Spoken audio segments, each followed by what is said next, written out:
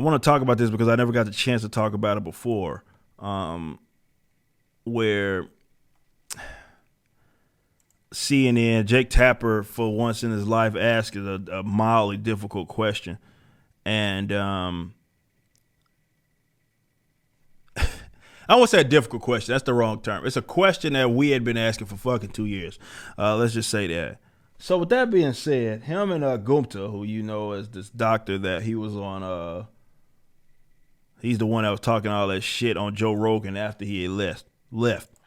So on CNN, they were talking about this, what's considered a hospitalization. All these are things and questions that we discussed and asked before. But he's just finally asking them 2 years after the fact. So let's listen in on this and see what it is that Gupta and Mr. Jake Tapper, what it is they were talking about. Let's check it out.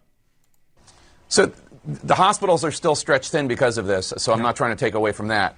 But if 40% in some hospitals, 40% of the people who have COVID don't necessarily have problematic COVID. They're there because they got in a car accident. They're there because, they bumped their head. And they're being included as in the hospital with COVID. That number seems kind of misleading.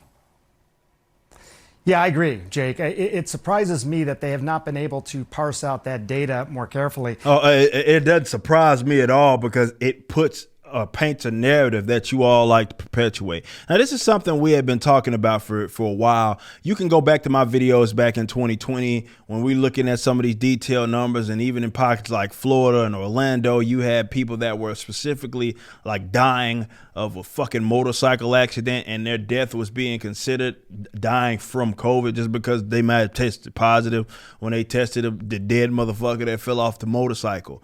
Right. So they're not saying anything profound, and this isn't confusing at all, especially when you consider the incentive that a lot of hospitals have because they get their pockets lined up in the event that they have COVID positive patients. So that isn't surprising at all, but you can like to think that it is. You just got to use your fucking head for once in your life. I think the data that Dr. Walensky is quoting is from New York State, and we've been following that data as well. And I can show you what we've seen, sort of tracks with what she said. But out of all the patients that are in the hospital, about 57%, these are COVID patients, admitted because of or complications from COVID. 43% admitted for other reasons and then diagnosed with COVID. Okay, so what he's saying in New York State, with New York, the hospitals that are being, basically 43% of them they're not there because they're having a complication with COVID. They're there because of something else, and they just happen to test them, and they happen to be COVID positive. So they're being included in the numbers for what is deemed as a COVID hospitalization, which is dishonest, it's disingenuous, it's a way to inflate numbers, but it's not telling the truth, or rather it's not helpful really in setting the scene for what the hospital situation actually is and how, let's say, this virus is impacting a community or state or the country at large. This makes it very unhelpful, in fact. I think, there needs to be transparency about that. Oh, it's funny. In terms of you think this 2 years after the fact. We've been doing this damn charade.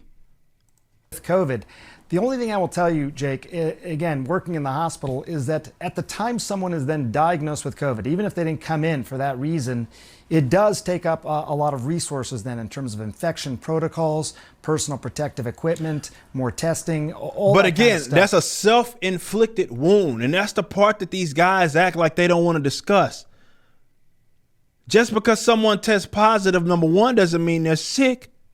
Especially when they done went there for something else. Oh shit, I done broke my leg. What the fuck you testing for that person for COVID anyway? Why? The testing has been one of, if not the biggest sham of this entire ordeal. It's just the mass form of testing. So even though that may not have been the initial impetus to bring him in the hospital, it just requires a lot of. It doesn't require that unless you're talking about it's requiring that. It's arbitrary rules that was set by you the state or the federal government, in which they have to do all this retarded shit in order to complement or help, I'm using that term loosely, some person that went in for a completely different issue, but because you're so hyper emphasizing COVID, this is your reaction.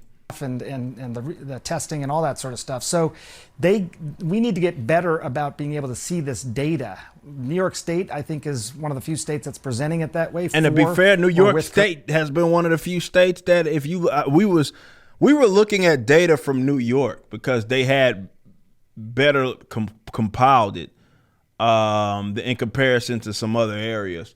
And this is why I was never freaking out, because I'm looking at their data and I'm like, why? Look, y'all's reaction does not match what the data says. COVID, but other states should follow suit. The American Health Association says they have a hard time sort of separating out that data, but clearly New York State's been able to do it. Other states should do it as well. Yeah, we're 2 years into this, and we need the clearest picture possible. If somebody's in the hospital with a broken leg and they also have asymptomatic COVID, that should not be counted as hospitalized with COVID, clearly.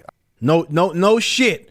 No shit, Jake Tapper, and wonderful that you finally stumble across this. But check this out. This fucking sham or charade has been going on for 2 years. This mass form of testing has been happening for a long time. And you'd be surprised if you actually, did your job as a journalist. And you guys actually, instead of just taking everybody's word for it, you did what like the local news and Fox over at in Florida did. And that was, okay, we're not just going to accept the data that these hospitals or whatever are providing. We're going to look into them more. They're reporting them this way, but that doesn't make any sense. Or this 100% positive death rate or whatever it was, and crazy numbers like that, and people being included in these numbers. And this is when you actually do journalism, right? You then come to find that, well, okay, maybe the numbers aren't as accurate. No shit. But this isn't something that just started yesterday. This has been the case for a minute now. So, yeah, here you are. You just watched a clip from my podcast, For Canon's Sake. Catch us live at 12 p.m. throughout the week over at youtube.com/YoungRipper59 and follow us over at odyssey.com/@YoungRipper59. If you want to watch the entire video cast after the show is over, just be sure to become a member on the YouTube channel. Of course, the full audio portion of the podcast is available for free on all major digital platforms, or just visit forcanonsake.com.